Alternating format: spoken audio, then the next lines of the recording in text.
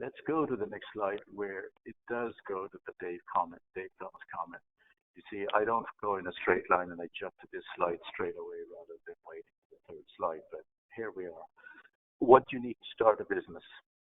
3 simple things. Know your product better than anyone, know your customer, and have a burning desire to succeed. And as I said earlier, Dave Thomas, he had a troubled beginning, but he just came out through sheer guts. And he made this comment late in his life, and he distilled it down. He could be saying 100 things. He could be saying, well, you need capital. You need a strong team. You need so many other things that are needed, but he distilled it down to these 3.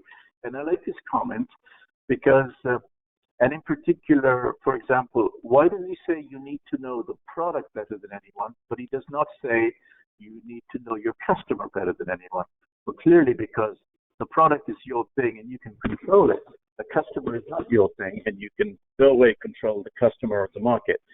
So that's what you own. The customers you try and own in whatever way you can, but you're not going to be able to know it better than anyone else. The burning desire to succeed is paramount because once you have that, then the idea is a lot of other things will fall into place. You want to get things done. You recognize when it's needed, when capital is needed, when you've got to fire somebody, when you've got to get a new team and all the other stuff, just relentlessly. And this connects with the comment I made earlier. The founder is always on.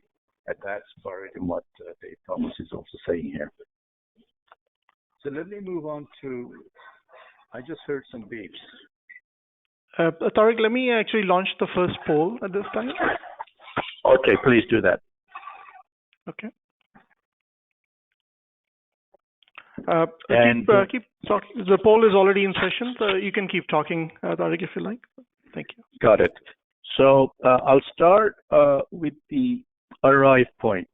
So the end of this entrepreneurship and startup journey is somehow you get to a point where you IPO a company or you sell it. And today, most of the companies are being sold. I mean, there aren't that many IPOs if you look at the number of startups. It's mostly sell. So you sell to bigger players, you sell to financiers, private equity groups, or corporations that find what you're doing useful. So that is something which very few of us manage to get to. You need to have gone through this very tough journey, and you need your share of luck and everything else that goes with it. Just before I go to the start, there's another thought which relates to the arrive point. What if you don't want to sell? What if you want to keep and run it? So you're not looking to create a huge company that works that way, but it's your lifestyle. So you create a business, and that's a valid strategy. You need to kind of adjust the way you do the journey, but people do that. The most famous case in point is Michael Bloomberg. Bloomberg, who runs one of the biggest fintech companies in the world, he never IPO'd or exited. He's still the owner. And he created this back in the early 80s, and 35 years on, he still owns it. So, it's not like you have to exit, but that's the preferred way. So you've got to have some view of where you're going. Now, to start, of course, you have to have an idea, and you're convinced it will make money. You do some of the stuff that's needed. You get some money, you set up a company, and you go. And I'll go into some more details on that, and I'm also wait for questions to see which way people want me to focus on in terms of what needs to be done. But once you start, then there starts your system of highs and lows. You feel good about it. You've got the idea. There's some kinetic energy out there, and then delays happen. Then there's a downside, and you've got issues, and you don't know how to deal with it. And I'm not going to run through all of these, but when I describe my own journey, I'll pick up some of the highs and lows that we encountered. But the point is that it is a very tough journey, and you really have to be sure you're aware of that. If you look at the last bullet here, last bubble, realize it's a hard slog. Well, in reality, that bubble is way too late. I should have placed that right at the beginning. It's a hard slog, and you don't have to go through that crazy journey to realize it's a hard slog. So, Zahir, I got your text message saying I should speak a bit louder. Is this a little better now? Yes, and there's some background noise also coming from your side, so maybe if it's, I don't know. Yeah, that background noise is my disabled brother, so let me tell him I'm going to be stopping in half an hour. Yeah. That's fine. Okay.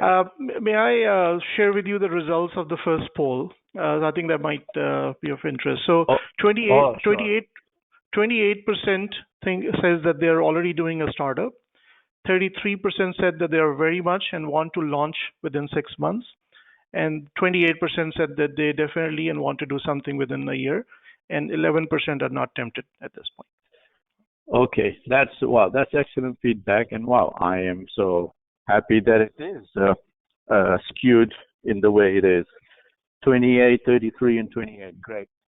So let's continue. Thanks for that, Zahir, and thanks to the audience. Does that add up to 30, by the way? You got full responses? Yes, yeah. Good.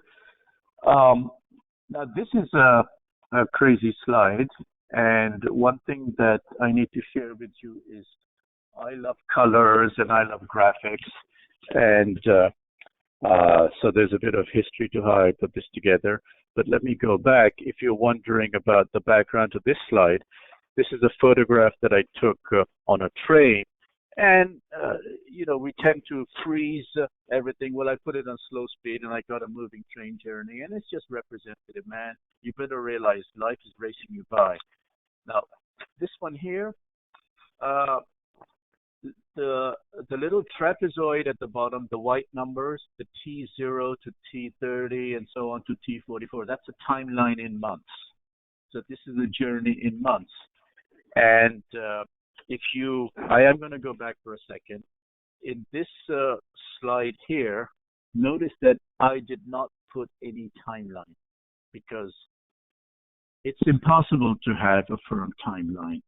Now, when it came to hours, 144, that's 12 years. These 12 years to get to where we are roughly double where we originally thought what it would originally take. So back at T0, we thought that in 5, 6 years, maybe 7 years, we would be at this point. This is how long the journey took for us. So those are the months. The numbers at the bottom, they are when we raised how much money. So an initial 50,000 came in, and then that's T6, then T18, and it took a full 12 months to get another 100, and then blocks of money started coming in until 5 years in, we got 2.1 million. And in fact, there's a mistake here. We didn't get 900. We got another 3 million there. So and I'll show you how that dynamic came about. At the top, we have the green circles are, the founding team. When it started, we had 5, and then 2 found other things they were wanting to do. So there was 3 left in the USA. Then 1 guy moved straight over to India. 2 guys stayed here. And the guy who moved to India, within a very few months, had a team of 6 people. And the 50,000 was enough to have a team of 6 people, and that kept going till another 12 months. We then got another 100, and the way this happened is one of the things I was responsible for was raising finance. And it just happened in a totally random way, talking to a neighbor on a children's school yard on a Sunday, chit-chatting about things, and one thing led to another. And that neighbor invested, and another neighbor further that away, another neighbor, a contact, he also invested. So that 100,000 came in, and that lasted another 12 months. Now, by then, some of the people who kind of we'd been talking to earlier realized that there was momentum building up. And by the way, every time we went to present and pitch for money, our timeline was being pushed back. So we had said, by 36 months we'd have the chess game ready. Well, the chess game wasn't ready, or we'd have the other card game ready. Well, they were always being pushed back because delays are a fact. No matter how hard you try, the difficulties that are encountered. And then I'm going to sort of accelerate this journey. We got the money, and then that's like 18 people there, or whatever that number is, and then 30 people. And we went live with the games in T36, 3 years in. And one of the problems we faced immediately was that people started cheating on chess. So we had to abandon the chess game. Like, how you cheat in chess is that you have two computers open. You're playing chess on one computer against the guy, and on the other one you've got a chess program, and you mirror the moves and see what the program is saying and you play that in. It was so amazing how quickly we caught that, but it was a big downer because we'd spent a lot of time and investment. So then we found a way to use it that it wouldn't be bothered by cheating. But we kept going. It took us another, I think, 16 months to really start making some money. And when that profitability started happening, that's when the interest of big investors came in, and we got the 2 million and the 3 million. And now it's a huge operation. And we've got like 105 staff in month 80. Now it's 280 staff. We've got lots of revenue and so on. The bar at the top just emphasizes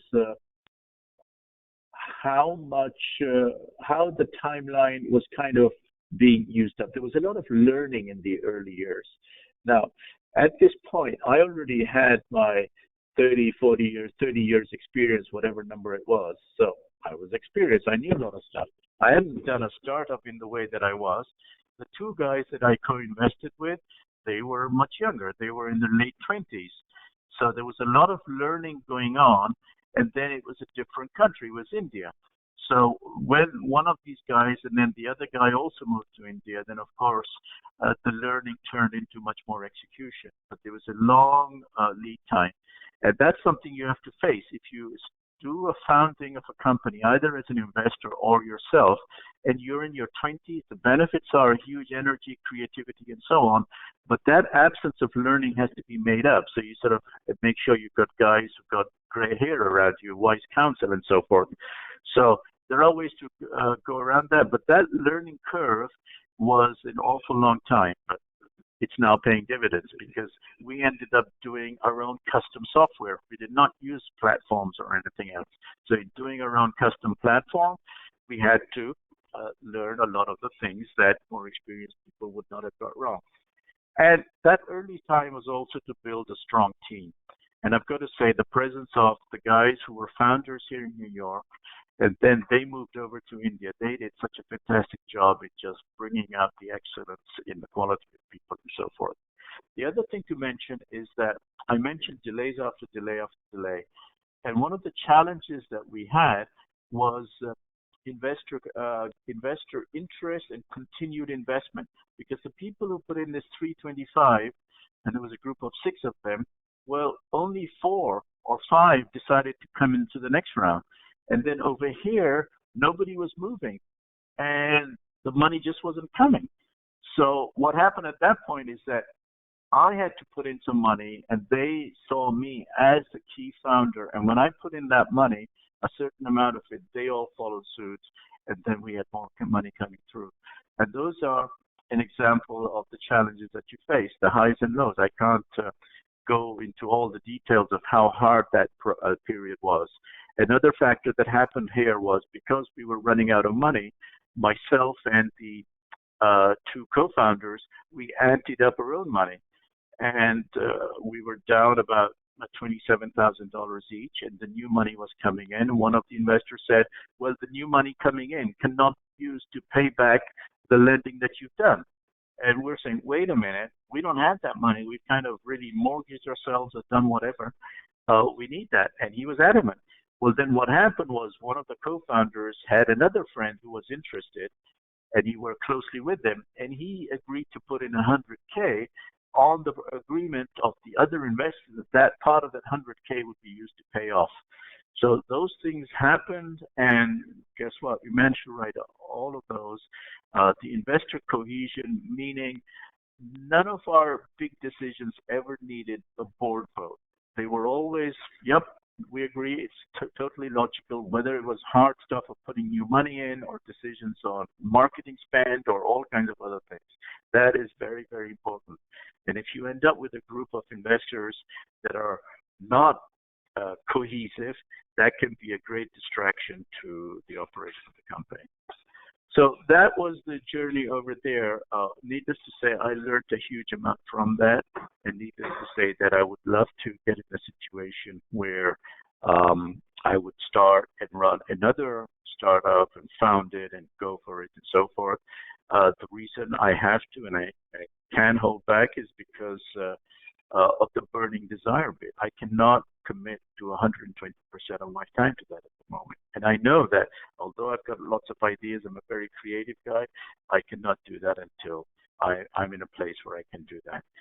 So who knows? I might be able to do that or I might not. But that's one of the outputs that I've got from this. Let's move on. From the investment standpoint, I've got to say that I did flirt with the idea 20 years ago. And I did even spend a good 6 months full time on there with my 4 or 5 co-founders. The investment just did not work.